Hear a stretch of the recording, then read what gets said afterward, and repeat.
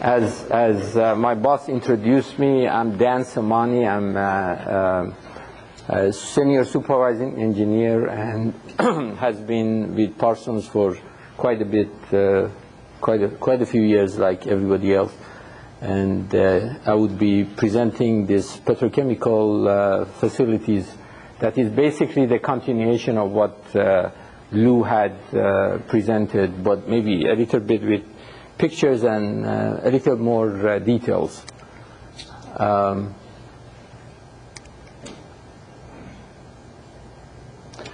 Basically, I'm going to be talking about typical refinery structures. This we touched before, but as I said, we'll be detailing a little more and a little bit on modularization for refinery structures that is becoming very common nowadays. We do quite a bit of it. With regard to typical refinery structures, we've been through this before, but I keep repeating it, and we would be basically talking about vertical vessels, heat exchangers, horizontal vessels, pipeways that are really our so-called bread and butter. It's the major structure in the refineries. Furnaces, storage tanks, cooling towers, flare stacks, rotating equipment such as pumps and compressors, a sulfur pit that is a specialized basically item for sulfur recovery units, and also substations. And maybe I would have time, I would put more stuff in there, depending.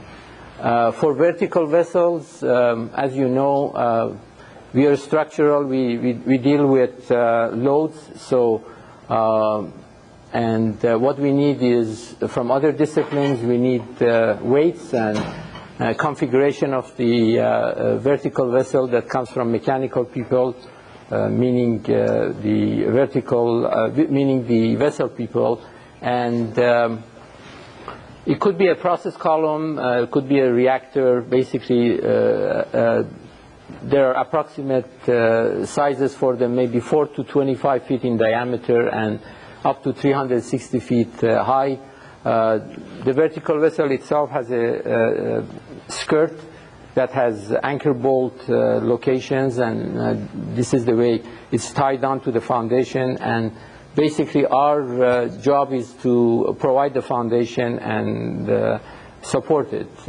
Now, foundation may be a spread footing, meaning that it would be sitting basically on the soil, or it could be some kind of pile foundation. And when we get to the piles, when we get to the foundation, I will explain more about pile foundations.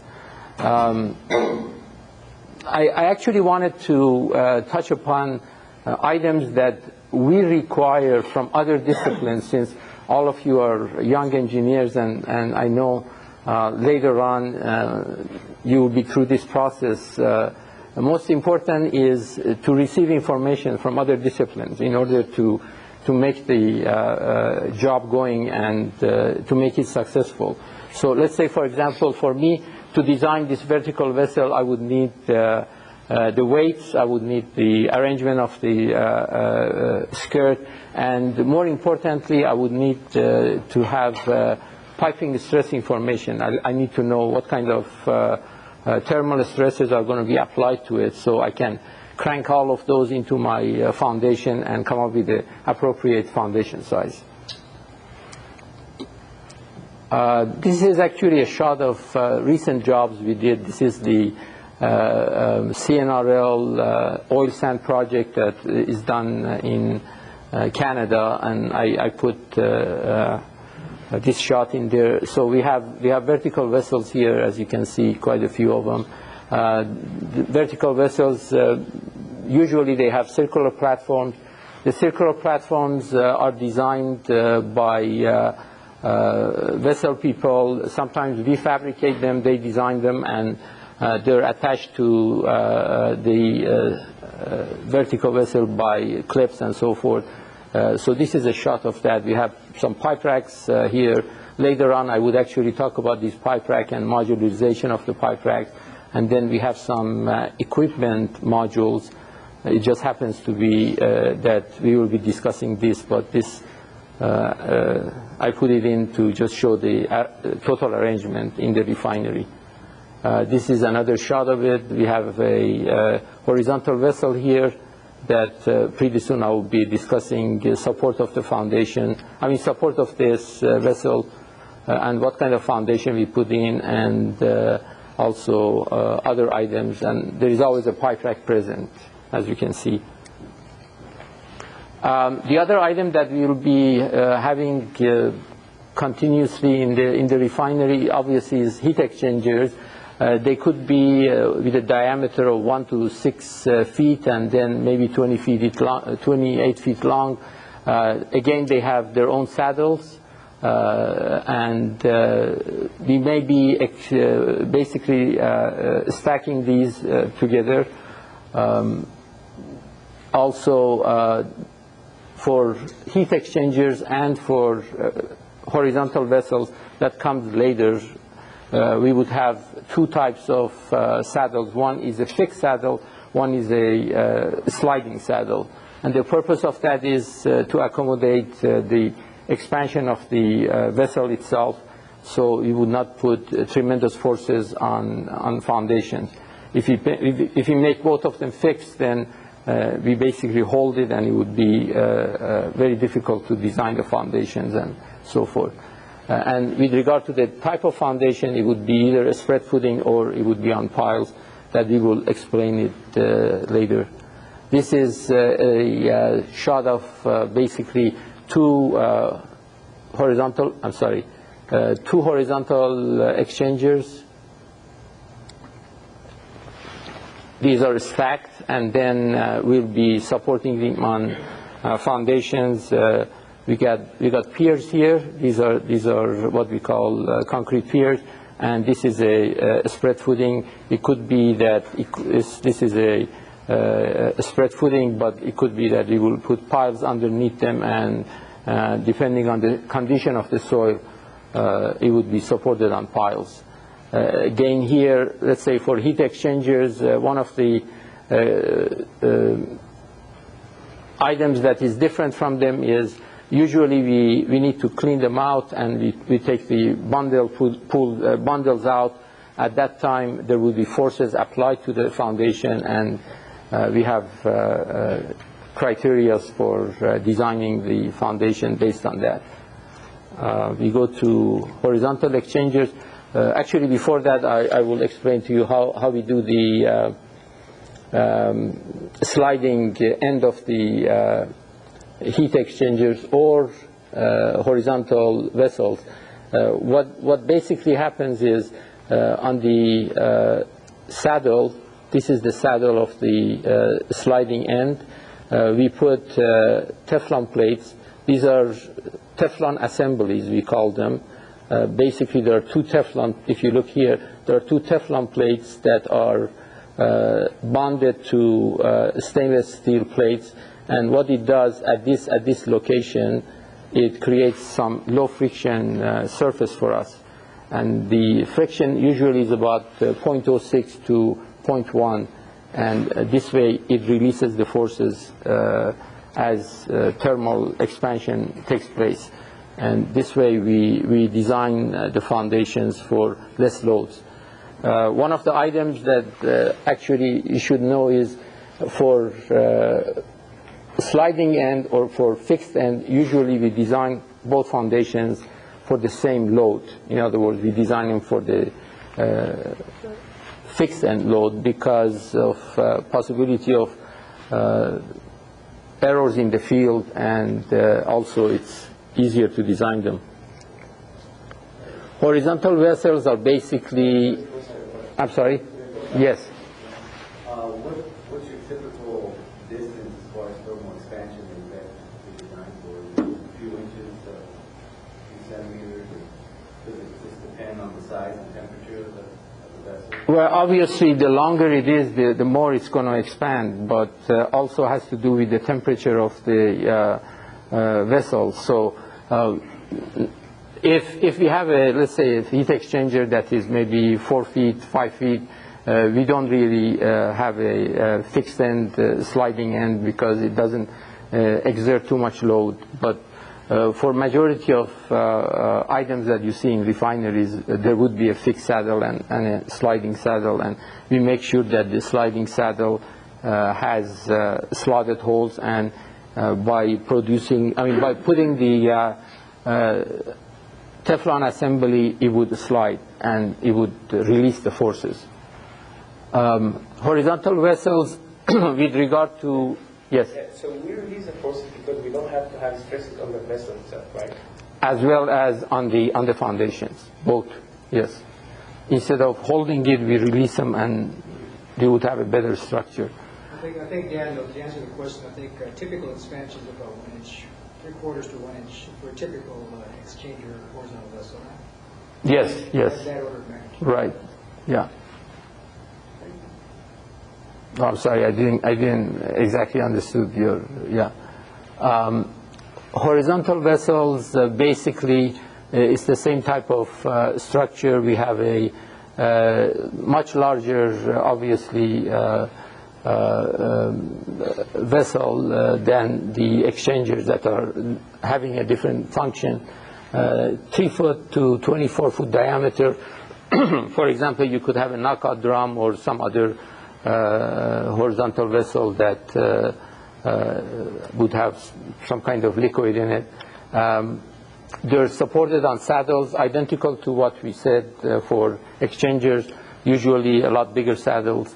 And fixed end, sliding end, the same story. Foundation would be treated the same way. So this slide shows a horizontal vessel.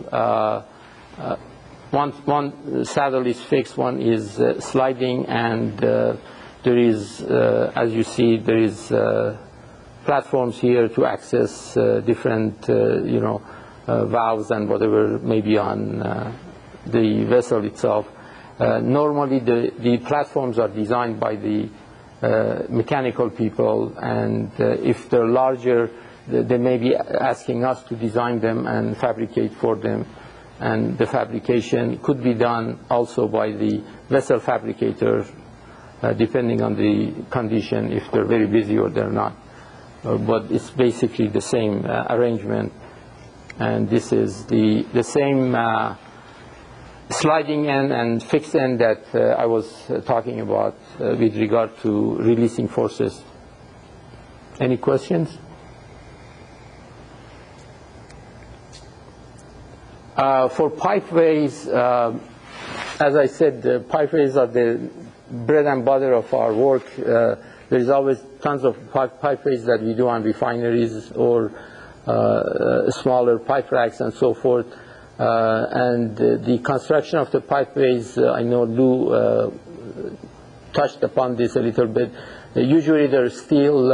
In some cases it could be concrete if we have to do fireproofing that is solid concrete fireproofing. Also, it depends on where it is being built. In some countries, concrete is readily available and cheaper, so we use concrete in that case. I'm going to show it on pictures, but basically we have frames that are moment frames. These are bends, and longitudinally we have braces, and the width for a pipe rack is usually 20 feet. Also, the bends are 20 feet apart. As we go along, I will show it to you. Also, the majority of the pipe racks, they would have some fin fan coolers on top that basically is supported on the pipe rack. And underneath the fin fan coolers, we will have some platforms. Unfortunately, I don't have a picture of that to show. So here is actually a shot of pipe rack. This is something that is modularized, and I put it in. There are pipes showing on the. There are pipes showing on different levels, as you can see here, and on this one is a shot of pipe rack that we did for again this recent job, CNRL, and it's a modularized pipe rack. And the way it was modularized is that the lower part of the pipe rack was built in place, meaning in the refinery, and the remainder of them were built as separate items. Like, let's say this much of it was created as module, and then maybe another piece as another module.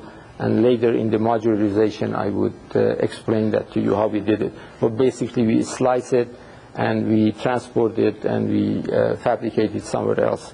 I will explain that. This is a cross-section of the pipe rack, where we will have the pipes in here. Usually at the top, we have cable trays. These are the trays. And we could have several levels, maybe 3 or 4 levels of pipes. If I go back to the previous, okay, on this one, these are basically the bends that we were talking about. These are the bends, and these bends are moment frames. We talked about moment frame, meaning that we cannot put bracing inside them because we want pipes to go through them, and they're usually 20 feet apart. We also have what we call struts. These are the struts. The purpose of the struts are to use them for branching off when you're within the refinery, branch off the lines and go into equipments. And also the struts are used structurally for transferring the loads, longitudinal loads, meaning seismics or thermal loads, into the bracing system that we have here, and then eventually go into the foundations. That's basically the construction and also the load path for the pipe racks. I was going to add something. Because a lot of times, I guess, like your 20-foot bays and stuff. Right. There's a lot of times it's not because of the steel or anything. A lot of times it's because of the cable trays. Typical cable trays can only stand 20 feet. That's right. That's right. You're right. Right. Those are commonly used dimension that, due to the, as you said, spanning of the pipes and cable trays, and also limitations of access and how you can walk around and so forth, has been developed. But there are pipe racks that are 25 feet, span. So, but commonly, these are the sizes that we use. Furnaces, basically, they're rectangular, or it could be even circular. We purchase furnaces. They're designed by other vendors, and we basically design their foundation. We get the loads from them. These are seismic loads, wind loads, all kinds of loads, as we have gone through the loads that Lou has spoken about and so forth. And furnaces, usually they're raised, they're placed on a raised foundation. In other words, there are piers coming up. The next picture, unfortunately, doesn't show that, but this is basically a furnace in here, and then has a stack. And at the bottom, there would be a foundation for it with piers. Do you guys have any questions? I have a section on storage tanks. Obviously, it's where we store could be all kinds of products in the storage tanks. They're usually maybe up to 260-foot diameter and 60 feet high. Either they have a fixed roof or a floating roof. Floating roof is such that they would not allow you to basically lose vapors, let's say for gasoline and so forth. Most of the tanks are designed using API 650. This is construction of the tank itself, the design of the tank. And for foundations that we get involved with, depending on the condition of the soil, we may be having a compacted soil or concrete or crushed ring wall, or we would be having a concrete slab, and I think I'll explain the conditions to you. Let's say this one is crushed stone ring wall foundation, and this is where we basically have crushed stone. It's a ring, and this is the tank itself, and probably you know that the tank is basically constructed in place, unless it's a very small tank that they bring it in. But the whole assembly of the tank is constructed in place.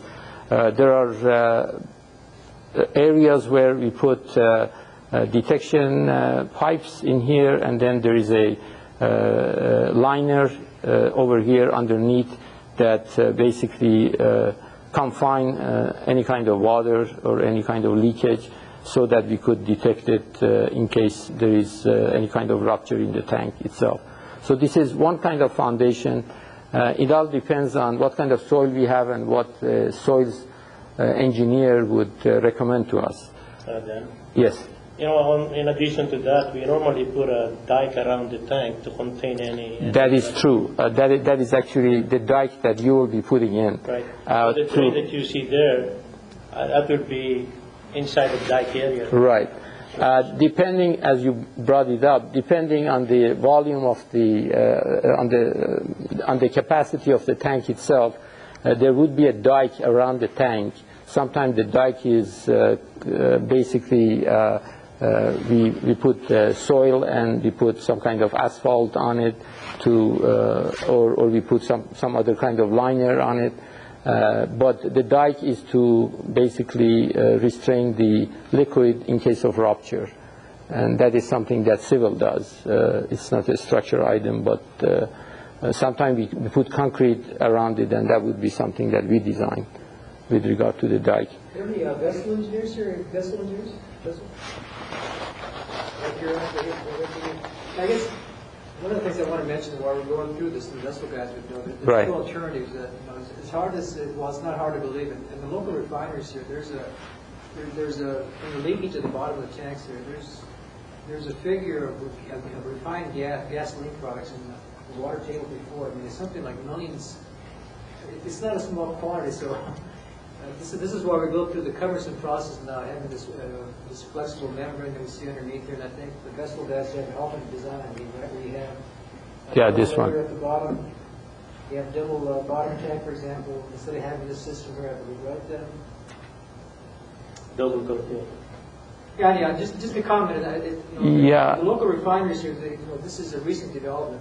Again, the reason that we go through this is there's millions of gallons that are continuing. There is a lot of leakage. Yes. Right. Yeah.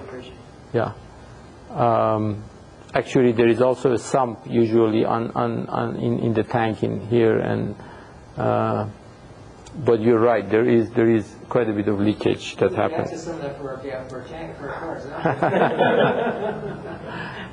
Another foundation type is this is what we call a ring wall foundation, and this is a reinforced concrete wall that goes all around, and these are anchor bolts that ties basically the tank down. If we need anchor bolt, depending on the total load total shear that would be created for seismic or what other purposes, we would be having anchor bolts, and this would be one of the conditions to satisfy by using the ring wall. Again, the same construction goes. We will have sand in these areas, and then we will have some kind of leak detection and the membrane underneath. All of that is followed through. The third type of construction we have, again, has to do with the type of soil. If soil is not good and we cannot use the two first conditions that we identified, because those are a lot cheaper really to design, then we'll be having what we call a pile cap. This is a pile cap that's a large, basically concrete block, and we would have these ring walls all around, so it would be a circular ring. and there will be piles, so this way the tank would not settle and would not have a problem. How much more expensive is it to do this? Is it like 3 or 4 times? Or? Foundation-wise, I would say maybe at least 2 to 3 times, because driving piles and putting the foundation, what we call the pile cap itself, is quite expensive. Hey Dan, one interesting failure of these tanks I saw once they tested, when they tested bullet with water, and then when they, at the night, I think they released the water and there was like a plastic cover. So that plastic cover basically got stuck into the opening. So when the water comes, it's basically create a vacuum inside the tank, and then it buckles. The huge tank the tank buckle. When the water comes. So that was really an interesting failure.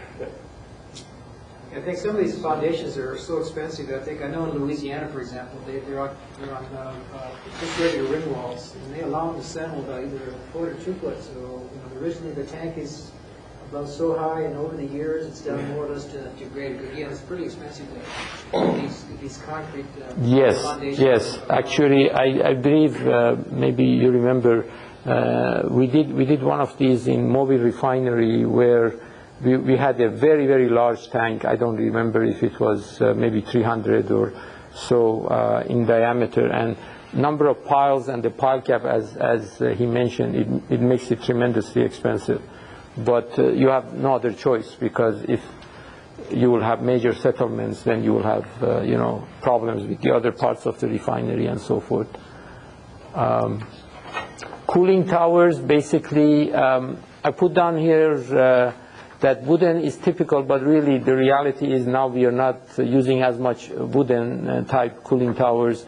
They're more reinforced fiberglass or other material that they use. And cooling towers, again, they are items that what we do, we purchase them, and the construction of them may be like this, the way they're explaining. They will be braced and so forth, but really we don't design cooling towers. They're very, very much specialized items that we purchase. But we do basically design the basin for them, where the water comes down and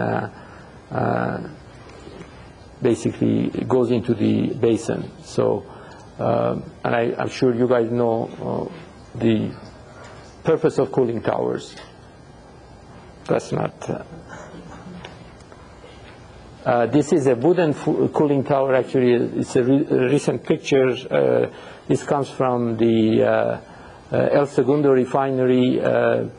If you look at it close by, there's a lot of damage to it because of the wood. Of course, it's also very old. Also, some damage to the basin itself and the concrete you can see down here. The other item is flare stack. Flare stack is every refinery has a flare stack, or maybe more than two, or more than one, maybe two or at least two, I would say. Flare stacks could be 3 feet to 6 feet diameter. They're really narrow and very tall, 100 to 350 feet high. So it's very difficult to support them independently. In other words, self-supporting. So therefore, for flare stacks, we use guy wires and foundations that we call deadmans. And I can show you here. This is from the CNRL job. It's a flare stack that we supported it actually on piles because soil in this area that we are designing is not good. So we have piles for the support of it. And these are called deadmans. There is 3 of them, 120 degrees apart. And these are the guy wires. It could be, depending on the height, it could be 2 of them, it could be 3 or 4. And all of this is designed by the flare manufacturer. And loads are given to us. The loads for the deadman, meaning these, and also for the foundation. and we design them. So in this case, the vendor gave us the guide wire forces. Oh yes, definitely, yeah. Oscar, They- did you hear that? Very self-supporting, so. Yeah. Actually, they do that because of the liability involved. Already? Yeah, because we are not designing the flare stack itself, so they have to give us the forces, and that's what we designed for. Rotating equipment, excuse me, it's actually a major part of the work that we do on every refinery. We got tons of pumps. The pumps may be smaller pumps or maybe larger. Usually for pumps that we use for typical refineries, they don't really require dynamic analysis.